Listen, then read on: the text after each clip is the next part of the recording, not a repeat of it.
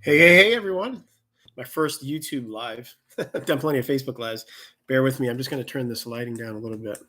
It's a little bright in my face. And I'm playing with lights. All right. All right. So everybody's here. Um, and I was hoping you can share your screen, but I guess you can't do that here. So that's not good. That's not fun. Unless I don't know how, but I'll learn if I can. So I wanted to share some notes with you guys. So anyways, my name is Curtis Phelan. I've been a professional results life and business coach for 25 years. I now focus mainly on showing other coaches how to do that um, and do really well and keep their clients for years and years and years. What I wanted to do is, I'm going through this program. It's called 30X Wealth with Brad Sugars. Sorry, Sam. Brad Sugars. Brad's a multimillionaire. He owns Action Coach and he's a very successful, wealthy man. But I just wanted to start sharing some of my aha moments, maybe share a couple tidbits of knowledge to help anyone that maybe don't think they can be wealthy or wants to become wealthy, and just kind of share what I'm learning in this program. So today was day 2. The question we ask is, can I become wealthy? Right? A lot of us might want to be wealthy, but the real question is, do you believe you can? Can I become wealthy? So I just wanted to share some of my notes. This is going to be real quick, real short. Some of the things I learned from today. Okay, so number one, it's more about self-belief than anything else. Do you believe that you can be wealthy? Do you see yourself as being wealthy? It's very difficult to create wealth. Now, some people might have a different idea of what wealth is. To me, wealth is, having not only the money, but the time, the energy, the health, the freedom to live your life the way you want, when you want, how you want, with whoever you want. Okay, that's my definition. Okay, you can have your own definition. Some people think wealth is a bunch of toys. Well, that's not wealth. Okay. So, anyways, a lot of people have negative thoughts about money, right? Money doesn't grow on trees. Money's evil. All the random stuff. So you want to make sure that you check yourself. Check. What are your thoughts around money when you look at somebody driving Porsche, Ferrari, and it's a car that you want, you get upset at them. You'll never have one if you get, if they upset you or you think, oh yeah, this or that about that person. So realize your mindset. One thing I want to tell you all is you were born rich. It's just you don't know how to get there if you're not rich or wealthy yet. Okay. Now you also want to celebrate success, and I don't mean just your success, everyone's success. Okay. So there's laws of the universe without getting into all of that. Like I said, if you see somebody that's wealthy or rich and you have negative feelings or thoughts about them, okay, granted, maybe they're a jerk, right? But I mean, as far as we have ideas, thoughts, beliefs around wealth and money or people that are wealthy, maybe they take advantage of people, whatever you think that is, you need to get some help on changing that. Okay. Because if you want to ever be wealthy, you want to improve your life and your lifestyle, you need to work on those things. Okay. So anyways, that's that. Now there are seven common factors of those who successfully build wealth. Okay. Number one is they live well below their means. Okay. Well below their means. Now that's another thing that, I've always struggled with. I always live above my means and I need to change that. Now, the other thing is they allocate their time, their energy, and their money efficiently in ways to conduce building wealth. So everything they do with, they get very good at managing their time, their energy, their resources, their money, and it's focused on generating wealth. It's not focused on the toys and doing this and doing that. It's business. It's a business mindset. Okay. Number 3, they believe that financial independence is more important than displaying high social status. Again, that relates to the Gucci bags, the shoes, the Ferrari, Porsche, whatever, the big house, the nice condo or apartment or whatever, the clothes, the jewelry. Granted, maybe gold, it might be a decent investment if you're buying some nice gold chains like Mr. T, right? But but in reality, those that truly create wealth, and most recently I've been, speaking to people that tell you to disappear for a year or disappear for at least 3 months and really work on yourself and work on your business and work on your wealth. You'd be shocked when you start, going out and hanging out with people and, doing the nightclub thing, being that, Friday night wealthy person. And then Sunday you're eating ramen noodles because you just spent all your money over the weekend trying to impress people, right? I'm very guilty of that. Okay. So I've done that so many times, but, it's more about generating wealth, financial independence, lifestyle than social status. And it's hard to do these days with, social media and everything. Everyone's trying to make themselves look good and all that.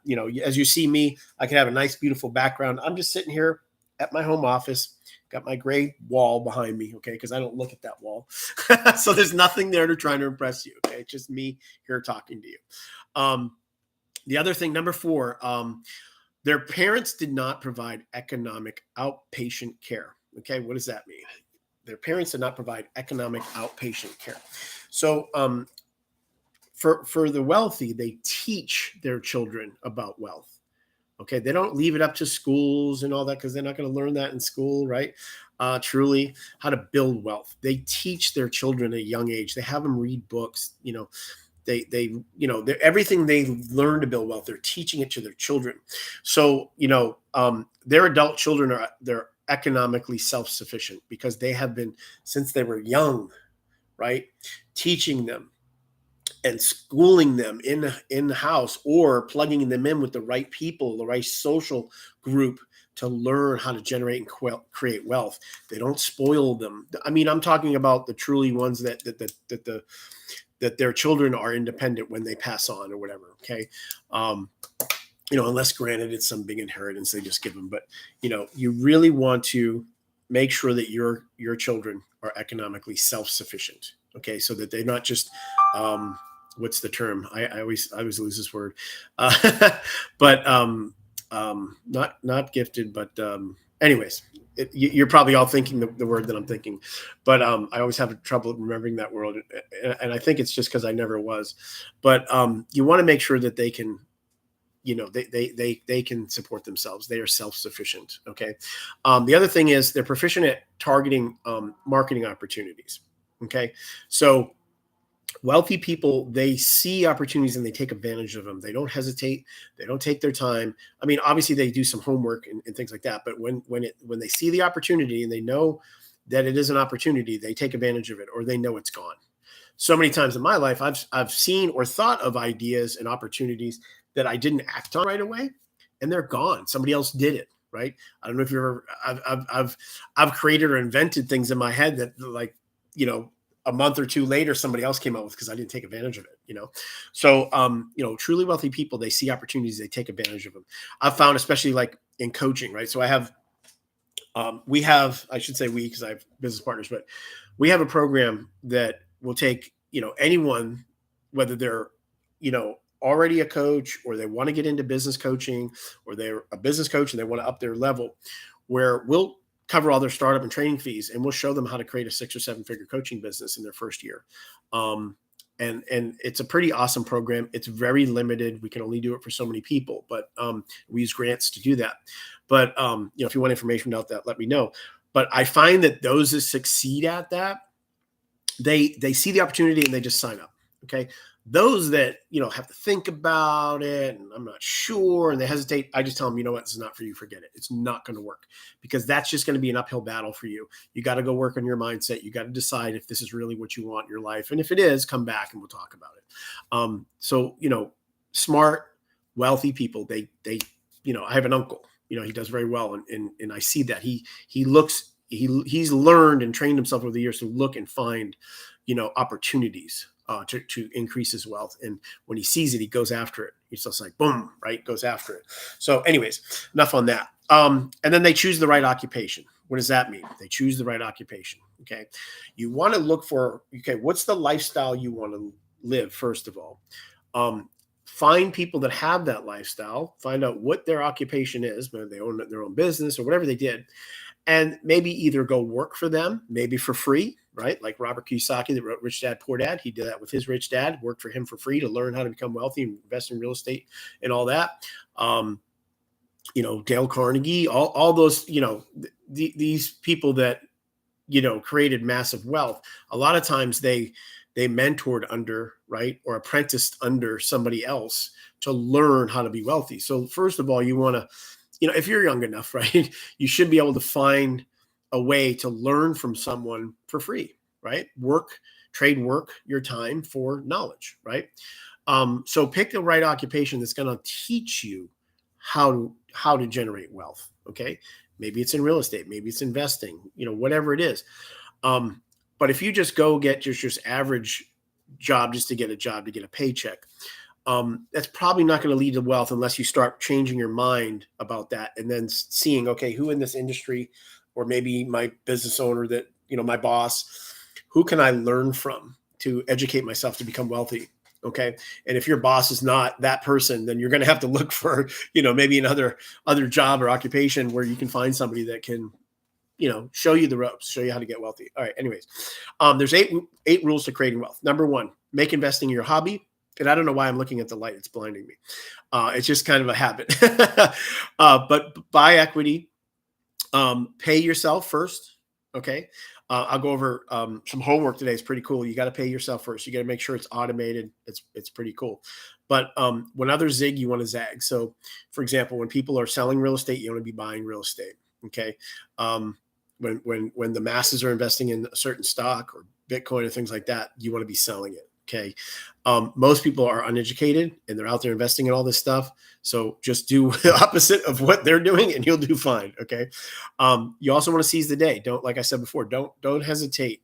Don't delay. If you know what you want, which is number one in anything, you got to know what you want in your life and, your health and your wealth and all that. You got to first decide, what do you want?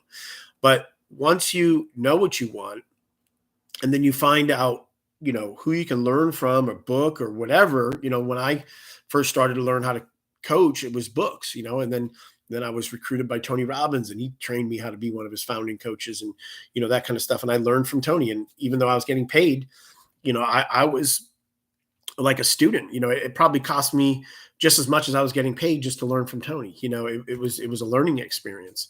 But I seized that opportunity. I knew that I was taking a dramatic pay cut because I was a partner with my brother and I, who's now passed on, but we had a car dealership together. We were doing very well. And I just wanted more fulfillment in my life. And I thought coaching was it. So I took a huge leap, left the business, moved out to San Diego to La Jolla to learn from Tony Robbins. And I just seized that moment because I saw that long-term, that opportunity was much better than where I was going. Okay. Anyway, so number 6 is know yourself and create rules. Know your habits, behaviors, thoughts, things like that. Put rules, people, places, things in place to deal with that. Know yourself. Know what what your tendencies are. Do you self-sabotage? Things like that. And start putting rules and structures in place to help you with that. Okay.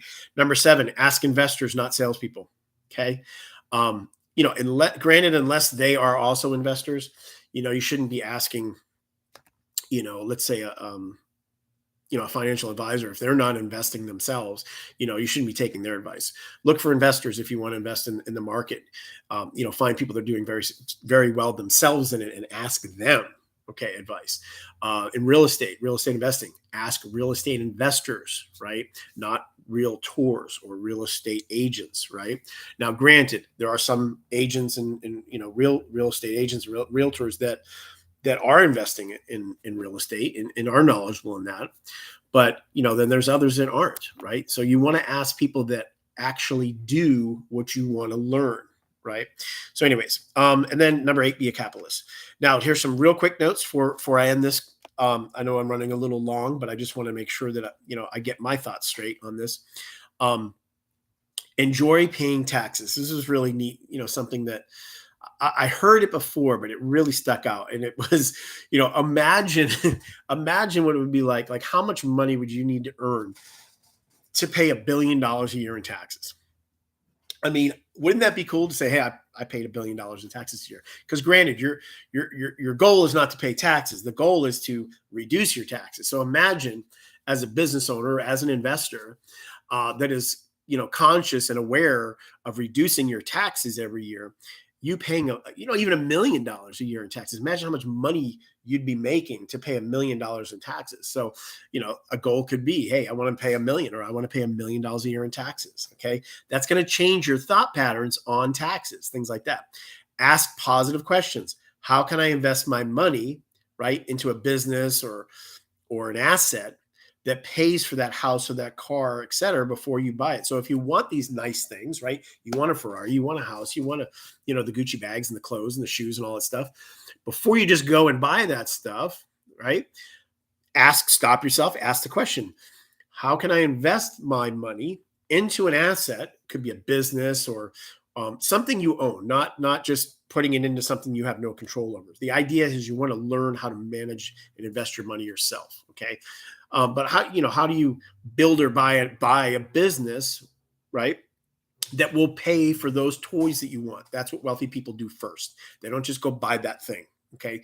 What they do is they stop from that impulse buy and they say, okay, how can I invest my money to purchase an asset, right? Could be a business or whatever, that's going to give me monthly income so that I can pay for that house, that car, whatever that I want. Now, the other thing that I got was the money you make is not yours to spend. Okay. It's to invest and then use it to pay for the toys, like I just mentioned. And that really stuck out to me because it's like, okay, the money I make is not mine. What do you mean it's not mine? Well, it's not yours to spend. Okay. It's yours if you want to build wealth. Well, granted, everything I'm saying is only if you want to build wealth. If you don't want to build wealth, turn this off and go away. Okay. But these thoughts are just for those that want to build wealth. You got to tell yourself, this is not my money. At least 20% of this has to go to investing. Okay. If you truly want to be wealthy, maybe you can only do 5 or 10% now, but you want to make sure that you're taking at least 5 to 10%, 10%, maybe 20% of your money and making sure that, you're not spending it. Now, the homework would be go get a separate bank account for investing. Okay, go get a separate bank account, whether it's for investing and savings or whatever, that you take it automatically. The key is automation, where it takes 10 or 20% of your income before you even touch it, and automatically puts it in this account. Now, the other key is you want to make it so that you can't access that money very easily. It's got to, you might want to set up like a second signer that's going to hold you accountable to, no, you said this is strictly for investing. Like maybe it's a parent or a spouse or something. No, this is strictly for investing. I know it's an emergency, but you can't touch the money because it's for investing. Okay.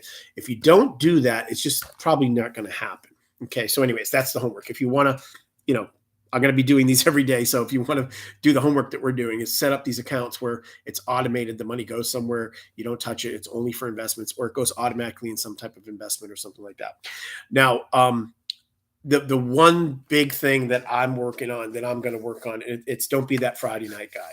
Don't be that Friday night rich guy, I should say, where, you get a bunch of money Friday night, you go out and spend all your money. And then, Monday, you're eating ramen noodles. Okay. So make sure that you go and start focusing on the current money that you have, take 20% of it, make sure it goes to an account automatically before you touch it.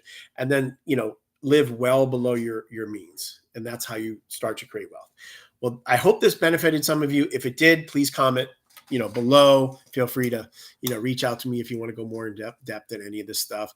I'm just doing these videos to do, just kind of get my ideas sunk into my head, so that I start living this and not just knowing this or thinking this, right? It's a difference between knowing something and doing something. So if this benefited you, let me know. Thanks for watching, guys, and you have a great day. Take care.